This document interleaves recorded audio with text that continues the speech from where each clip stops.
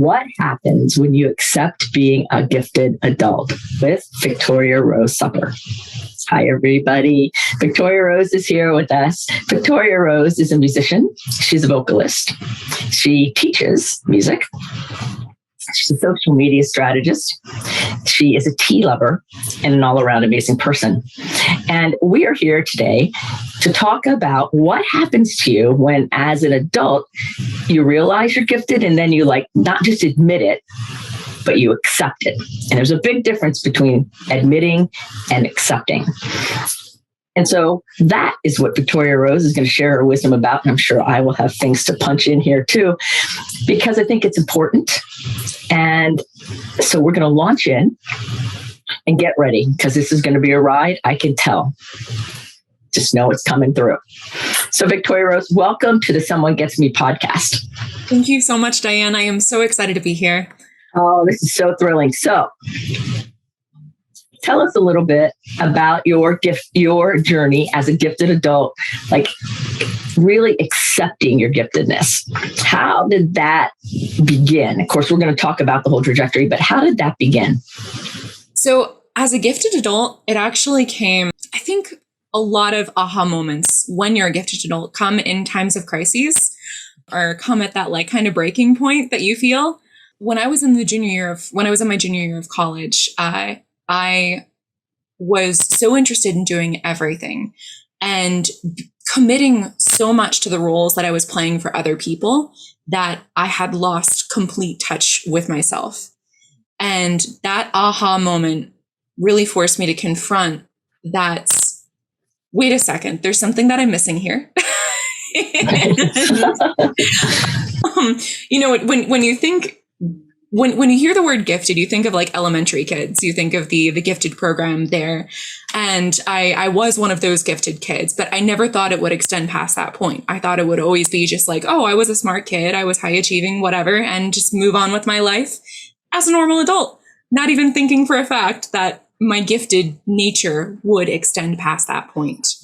So being able to honor that and own that, the fact that giftedness might be bleeding into other aspects of my life was truly a transformative point. Right, one of those big ahas. And I just had a client say to me, the phrase we've all heard when we've been growing up is, well, you're smart. That's got to be easy for you. Right? And you're so smart. Right. And inside it's well, not necessarily. Maybe, but not always. And so then there's that wake up when we go, whoa, maybe it is extending into adulthood. Because I know many people have said, well, gifted is for elementary school and maybe up into high school, but then it goes away, right? It absolutely does. There's no emotional support in middle school and high school. There's barely emotional support in kindergarten. It's not kindergarten, but elementary school. But no, you lose that identity completely within the school system as you enter middle school and beyond. Right. So that's starting to change in the world, because those of us in the gifted community that have awareness have been really trying to help support gifted people all the way into their evening years of their life, because it follows us. It's our nature. It's who we are all the way through. Mm-hmm. So when you first had those few ahas, what kind of emotions did you have? Tell us a little bit about that. What happened to you? Because I'm sure there was emotion with that awakening. As I was chatting with you earlier, I know you mentioned one of your clients feeling like they were giving birth to all of these emotions. And that's exactly what it felt like. It was the first time I tapped in to trying to finally understand myself. And when you open those doors, you don't necessarily know what's going to come out. And when you're gifted, the intensity of the emotions that you experience, when you open those doors, all of that comes out and you're not quite sure how to deal with it all at first. There was pain, there was excitement, there was curiosity, there was a feeling of being lost, a feeling of what now? Now I have this awareness, but what do I do with it? And honestly, a resistance at first too, because I had been fed this idea by society of what your high school experience is going to look like, what your first relationship is going to look like through TV and music and books. And that was my window to the world. And I wanted so badly to be that for that to be my reality.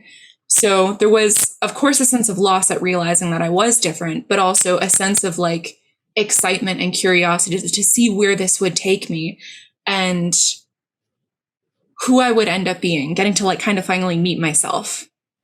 Beautiful. Did you ever go through any times of being like depressed or really sad? Absolutely. Yes. Like there were points where being gifted was kind of like the lens that I put on my life to understand it.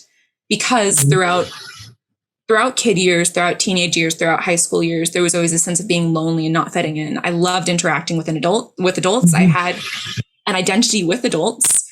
So of course, when I realized that I had to become something more for my own survival, like a fully formed human, there was the sense of grief at losing, who I had been before, that easily put yourself into a box and interact with the world through that box kind of sense. There was definitely a feeling of not belonging and a feeling of existential, like kind of crises and angst, because help someone kind of untangle this ball of yarn in my brain.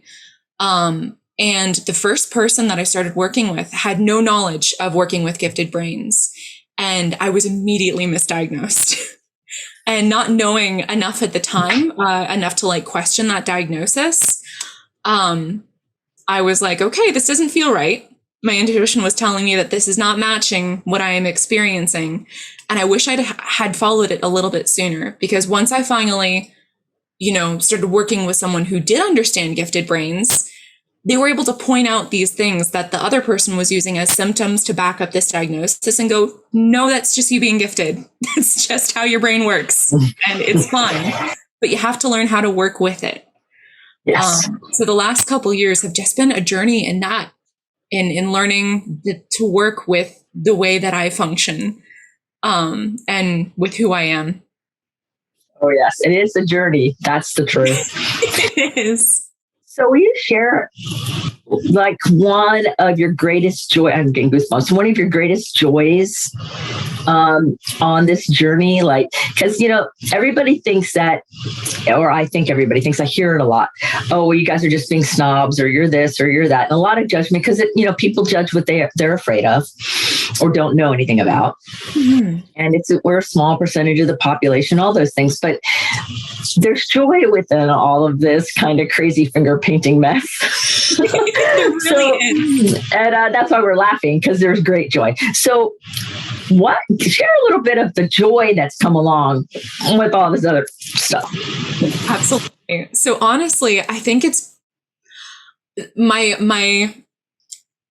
overexcitabilities and the sensitivities that come with being gifted, realizing that is an aspect of giftedness and being able to further tap into those. Because just like being gifted, having those sensitivities can be massively overwhelming and painful at times. Like it's a lot to deal with, but being able to recognize that, mitigate things in my life so that doesn't affect me as much, but then also being able to put myself in situations where I get to really take advantage of that sensitivity. Like last night, I was experiencing a classical music open mic night called Classical Revolution. And the beauty of the music being played, being able to be musically gifted, being able to experience music in a richer, deeper way than I would be able to otherwise, means I get to hear 4 melodies going at the same time.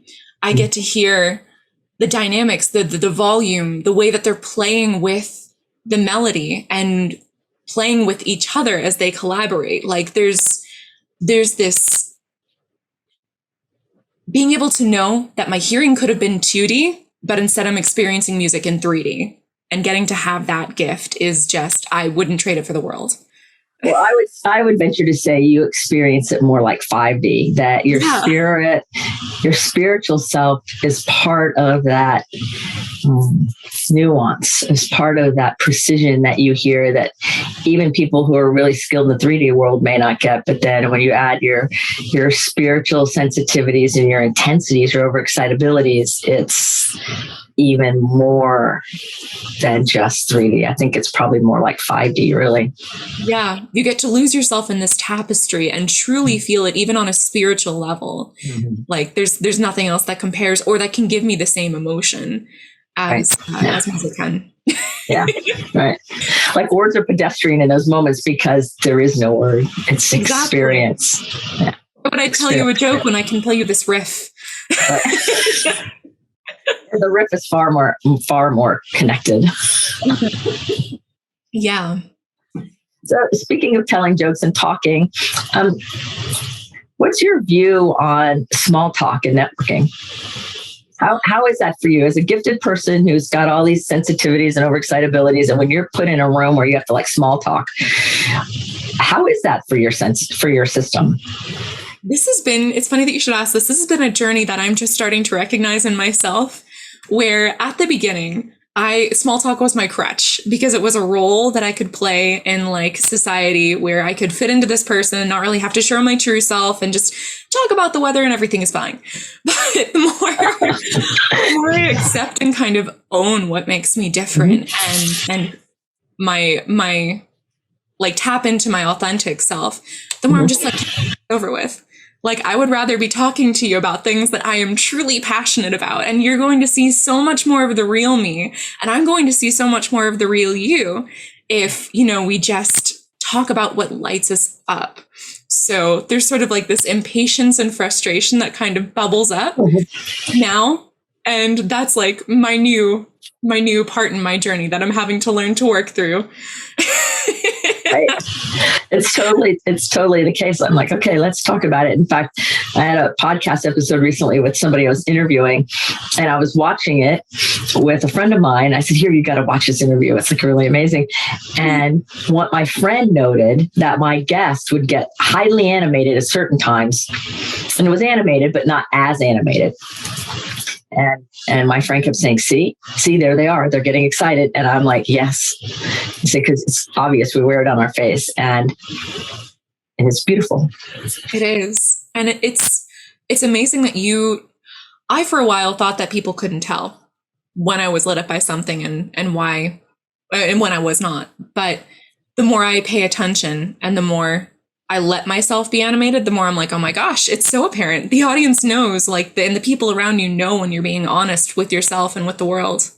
Right. So I got a question that's a little bit, I don't know, it's popping in my head, so we're going with it. When you're around a lot of gifted people, you work with a lot of twice exceptional gifted people, and you know them. They're everywhere in your world, pretty much. So when you look at all the gifted people, and then you look out at like the state of affairs in the world, what impact do you believe that if gifted people really came to know themselves and shine their light, what impact do you think that would have to move our culture forward? It would literally change the world. It's the best way to teach anyone is by leading by example.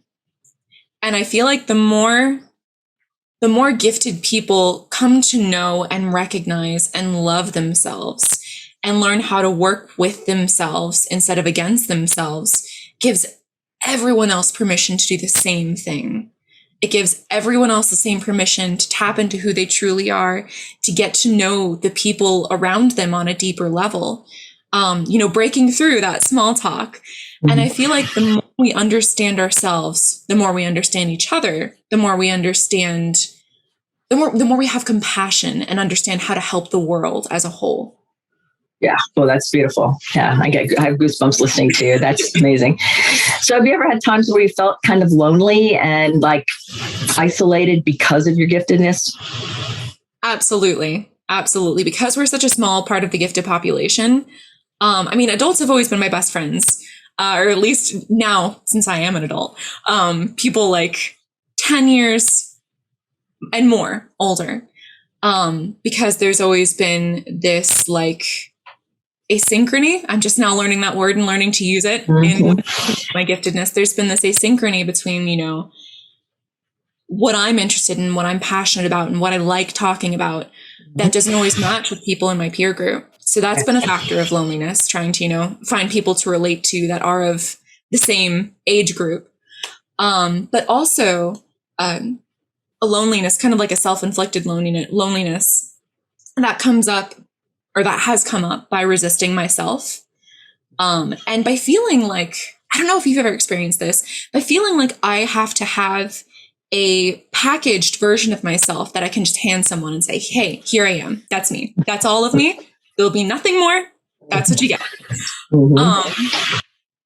Because when you try and fit yourself into that box that you've promised someone, that is such a lonely experience. Yes. And you feel guilty for stepping outside of it, but you have to inevitably step outside of it because you're growing every day as a human being. So, yeah. Self-denial is a really big deal. And when we try to fit ourselves into something that we're not, we have to deny a part of us in order to do that, which is basically like trying to cut off your arm and pretend like you have two. Exactly. It doesn't work. But we're trained in this society to do that. You know, like I had a client that said her boss always says to her, just shut up and color. You know, and I was laughing the other day with somebody else. I said, you know, that whole coloring inside the lines thing, it's highly overrated. They teach you that when you're young. They teach you two things: motor skills and how to drive, because there's lines on the highway. Other than that, you really don't need it. That is very true. So when we try to be inside lines that we're not meant to be in, we have to deny a part of us in order to do that. And that has consequences. You know, consequences of depression, pain, addiction, feeling alone, isolated, suicide. Yeah. You know, like when Robin Williams said the quote that, people, I forget it. I always misquote it. It's not depression. That people don't talk about the depression. They don't fake depression. They fake doing okay or being healthy, or however we said it. It's genius. Every time I see it, I say it. I can never repeat it. But it's true. There's high functioning depression and anxiety in gifted people, and we fake being okay. We have to deny that gifted part of us that's got all angsty, and we fake that being okay when deep down inside there's like this lonely kind of secret silent pain trying to emerge, but we can't let you see it because we don't even know what it is or how to manage it. Exactly. Have you ever had that kind of feeling where you had to where something was going on in you and you plastered that smile on and you did your thing and nobody really had any idea what was really happening in you? Absolutely. It's a problem I run into quite a bit, honestly, because I often speak the words, I don't have time for this, to myself. Like, I don't have time to feel depressed. I don't have time to not have a good day. I have to get on to the next thing. I have to get on to the next thing. But it's like people tell you when you're feeling ill, if you don't take a break, your body will take a break for you. Your body will decide when you have that. Same thing with your mental health. Like, if the more you deny that part of yourself, the more you don't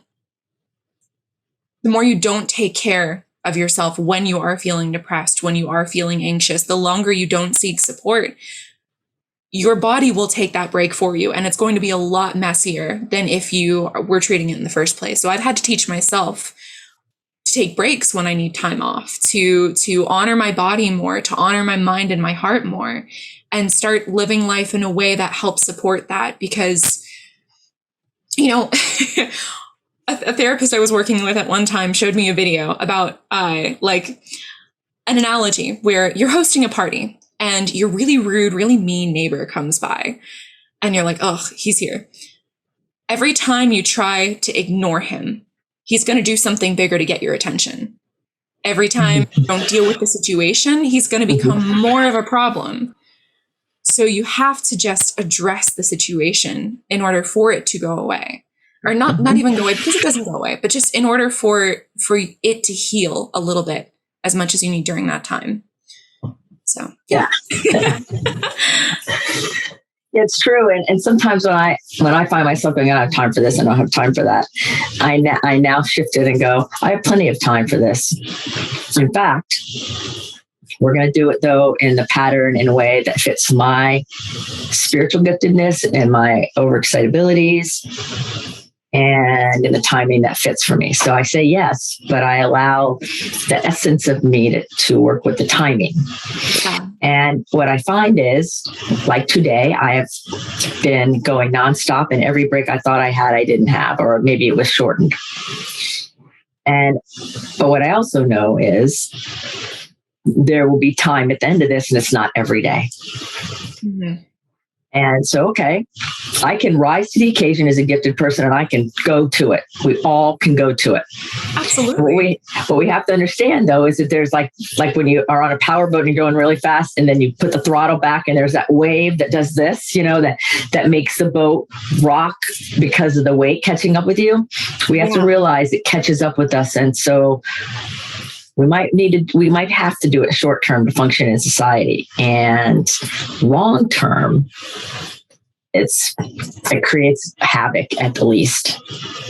Yeah, you couldn't have said it better. Like, that's actually a very recent thing I've been working on working through myself, is being able to acknowledge that I can't go at level 10 all the time. Like, my performance is just not going to be that high, awesome performance that gifted people can achieve every day of the week. That we too need time to rest and being able to learn those patterns.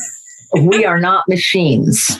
We're not. As much as we like to think we are sometimes. Well, we're human beings, but what happens is we get called machines by there because they think, well, you're smart, you can do it.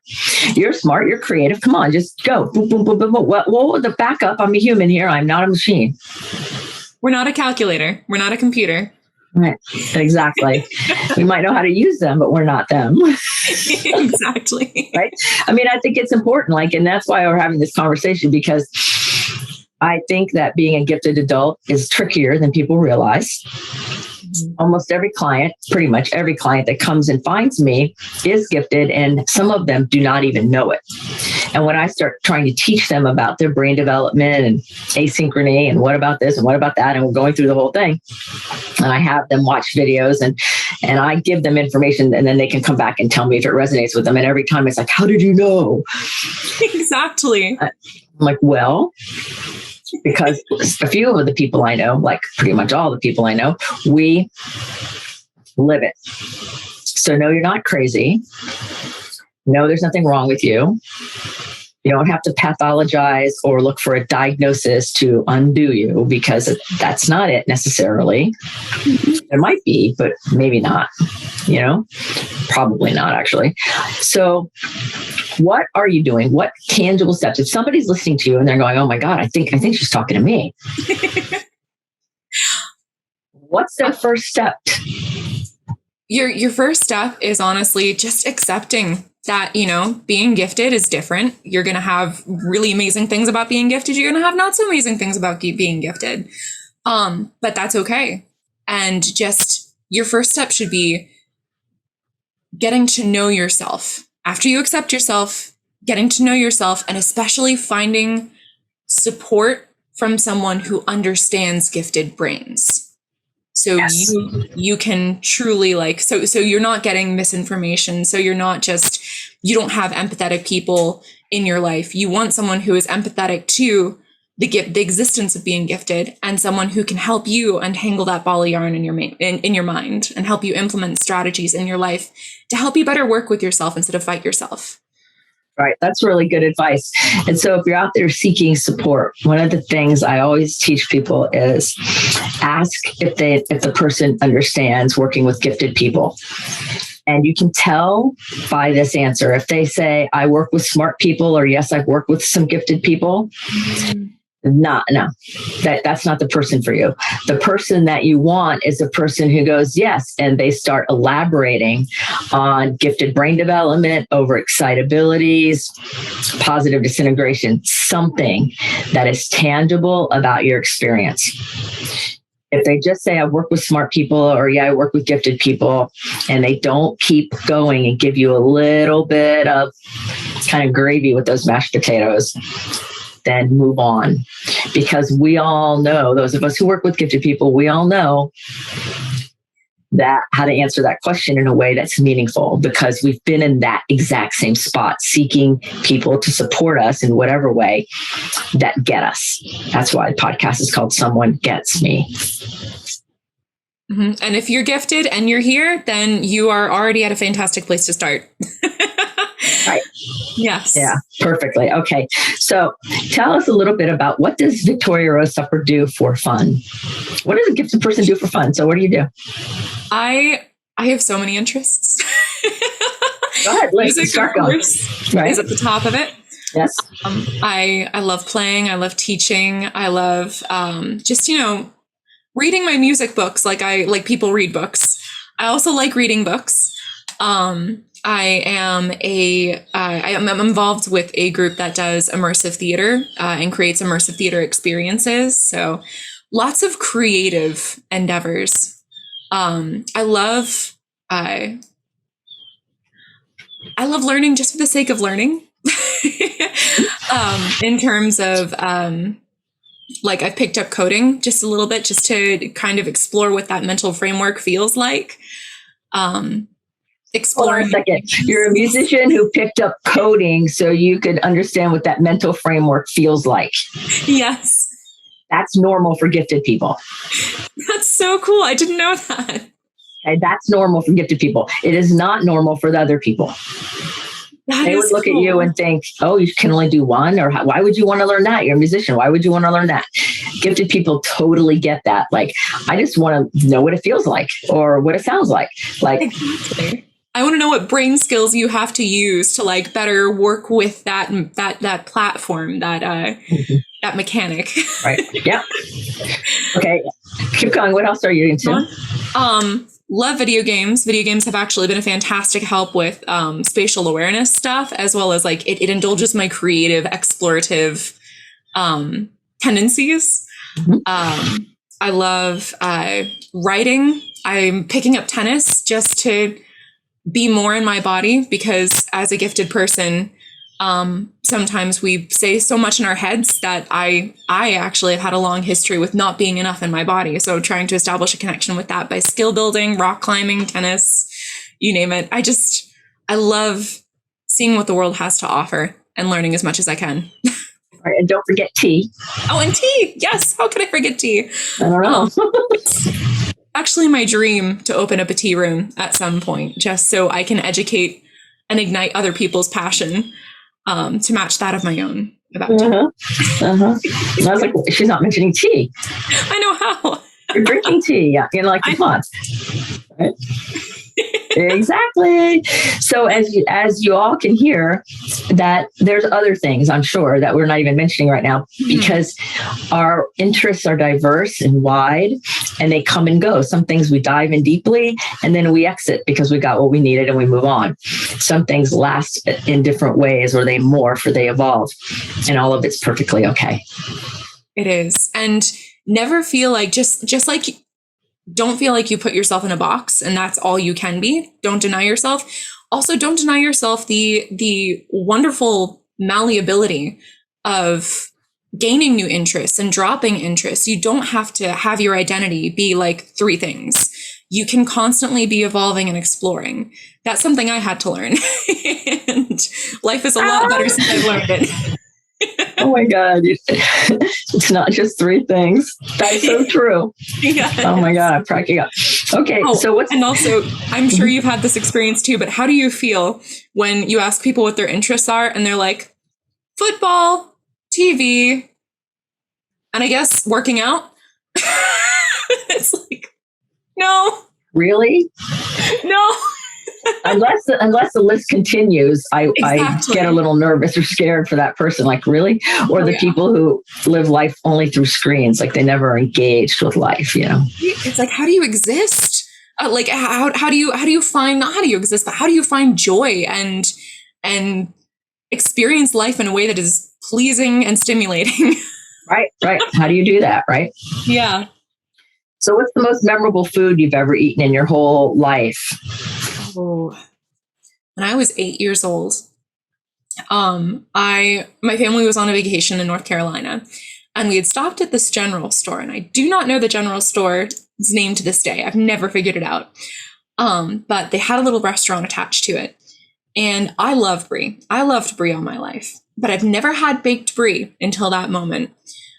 And oh my gosh, Diane, The crust was so flaky and light and delicious and buttery, and it matched so well with the creaminess of the baked brie. And there was like this fruit compote with it. So like the savory, the salty, the buttery, the sweetness. Oh, best thing I've ever eaten to this day. So good. It's really good. Yeah. And when it's made right, oh my gosh, that's great. So is there anything that you wanted to share with everybody that is on your heart that we haven't covered yet? I think just give yourself time, give yourself flexibility, allow yourself to grow and love yourself through the process. And don't think of, there is no moral failing. There's no such thing as moral failing. As you're making mistakes on your growth journey, as you're not realizing things as fast as you think you need to, even though there's really no such thing, no timeline that you have to ascribe to, don't get down on yourself. Don't judge yourself. Just love yourself through the whole process. That's really good advice. It's true. I think sometimes we can be really hard on ourselves. And I always tell everybody it's like a Montessori school. We're all going to get to the same place. We just might go at take longer at different stations than others. It's totally cool. Absolutely. Yeah, it's totally cool. So if you're loving what Victoria Rose Supper is saying, there's much more, I'm sure.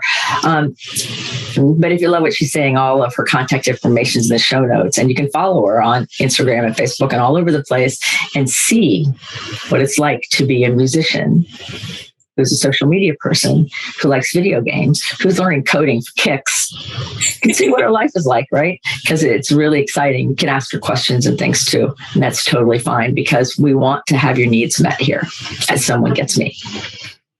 So your final question of the day is, we have a billboard going up and your quote's on it. The whole world's going to see it, not just the gifted world. Everyone is going to see it. Mm-hmm. What is your quote?